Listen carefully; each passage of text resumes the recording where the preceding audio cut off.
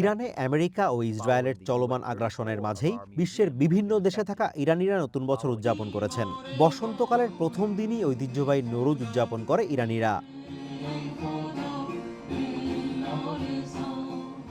এরই অংশ হিসেবে আমেরিকার লস অ্যাঞ্জেলেসে বসবাসকারী ইরানিরা ভিন্ন আঙ্গিকে এবারে বছর বরণ করে নিয়েছেন।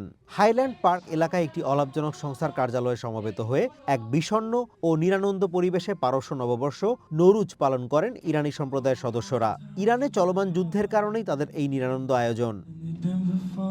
নরুজ সাধারণত পুনর্জন্ম এবং আনন্দের বার্তা নিয়ে এলেও এবারের আয়োজনটি ছিল শোক আর ভাবগাম্ভীর্যে ভরা। মধ্যপ্রাচ্যে ক্রমবর্ধমান উত্তেজনা এবং সহিংসতা প্রবাসী এই সম্প্রদায়ের মনে গভীর ক্ষত তৈরি করেছে। Well, typically Nowruz is a time of celebration and we really look forward to it every year.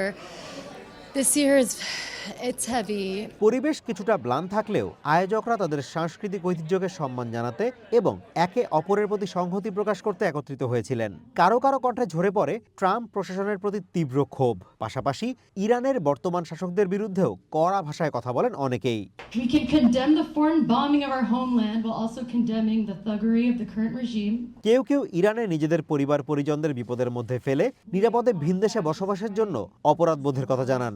Underneath those bombs, I also feel guilty about it because we fled the country, we're here now, and we left people behind, and now they're under the most sophisticated lethal weapons in the history of mankind. এই ধরনের আয়োজনের মাধ্যমে আমেরিকায় অবস্থানকারী ইরানিদের মধ্যে পারস্পরিক বন্ধন দৃঢ় হবে বলে মনে করেন অনেক অংশগ্রহণকারী।